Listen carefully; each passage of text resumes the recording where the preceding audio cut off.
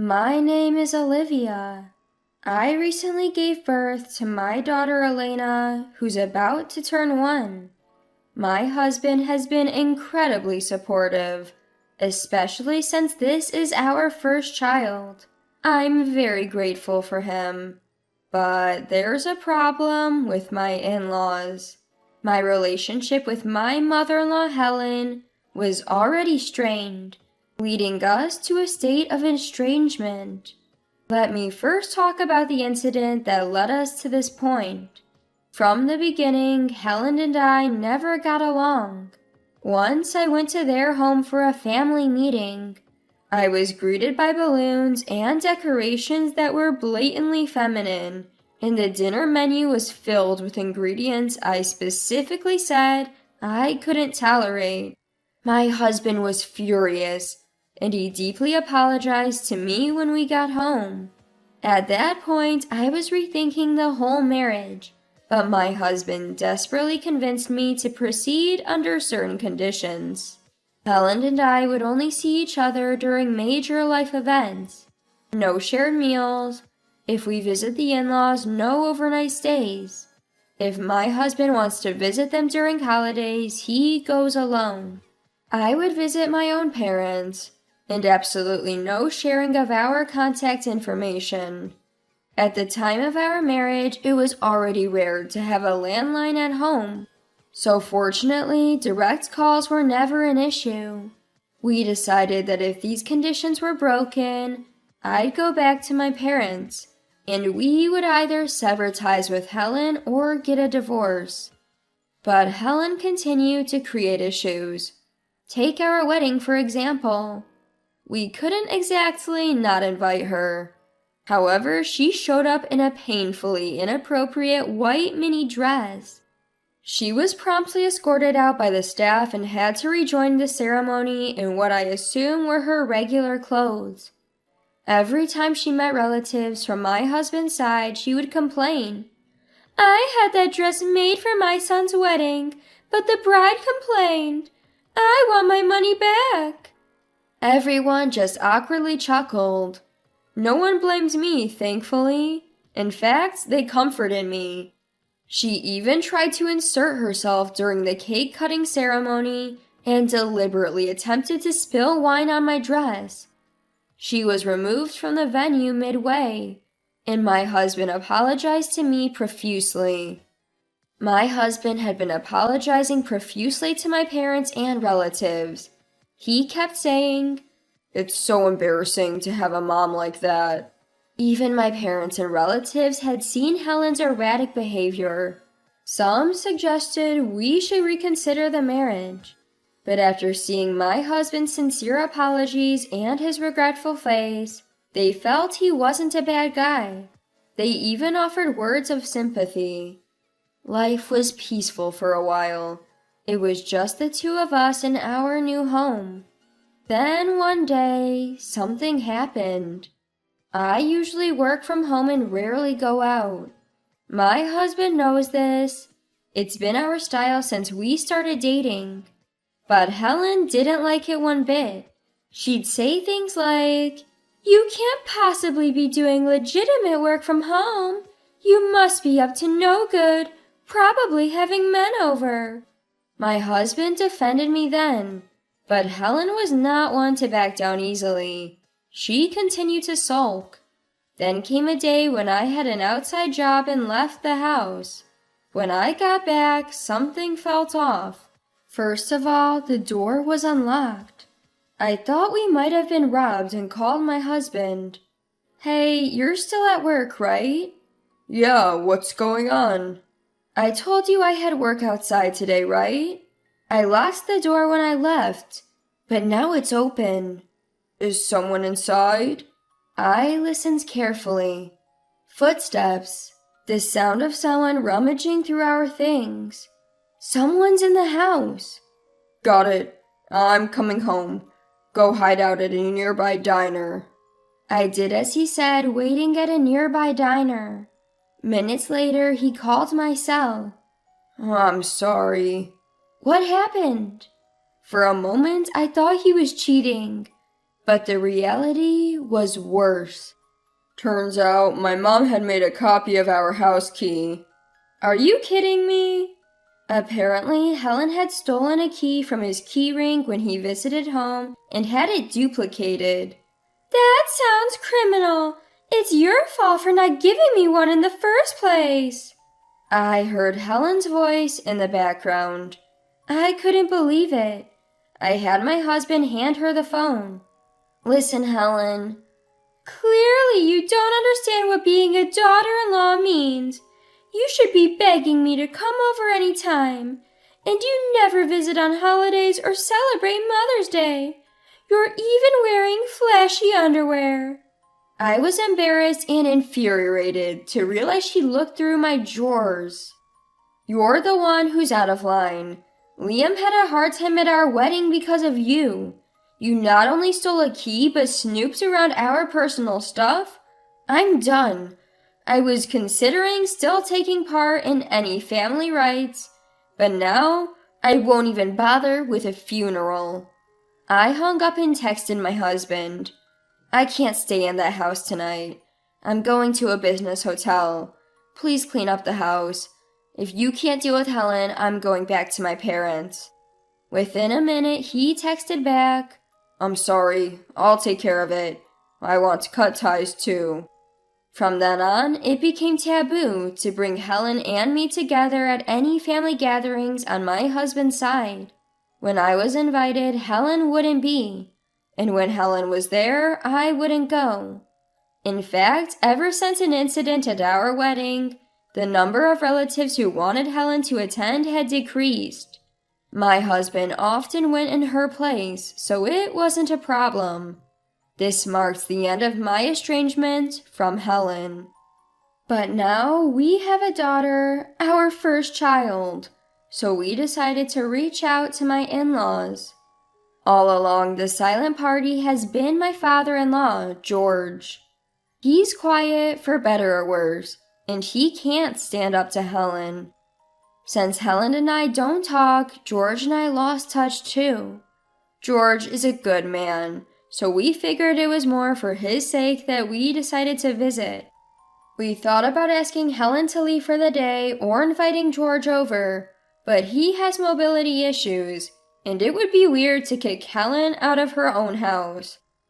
In any case, Helen wasn't going anywhere. So we decided that a brief visit with George couldn't hurt. Things went surprisingly well during the visit. Helen was smitten with our daughter and couldn't help but say, "She's so adorable. She looks like her dad. Reminds me of Liam when he was a tot." George too looked pleased, speaking volumes with his few words. It was the first peaceful moment we'd had with my in-laws since getting married. A few days after that calm visit, something happened. I was home alone with my daughter when the doorbell rang. It was a food delivery from my in-laws. The note simply read, "For her first birthday." We planned to prepare something ourselves, but I was touched they'd gone to the trouble. I thought we'd open it when my husband got home. Hours before he was due back, I had a bad feeling. I opened the gift, and what I found was shocking. My husband came home at that moment and asked, "What are you looking at?" I said, "It's a first birthday meal for our daughter from Helen," and threw it into the trash. Shocked, he shouted, "What are you doing? No matter how bad my mom is, you don't have to throw away what she gave to our daughter. You should apologize." Without even turning around, I asked, "Did you look inside?" Furious, he retrieved the gift from the trash. At first glance, it might have seemed normal, but the selection was horrible. Chicken feet, a cake shaped like a black cat using chocolate, shark fin soup, octopus, 13 peanuts, and a mirror? All in all, a parade of inauspicious items. I wondered where you could even find such a collection of bad omens, but she probably went to the trouble of making it herself. It was clearly not a kind gesture, but a deliberate act of malice. Seeing the contents, my husband stormed out holding the gift. I wanted to say goodbye, but ended up getting into the car forcefully.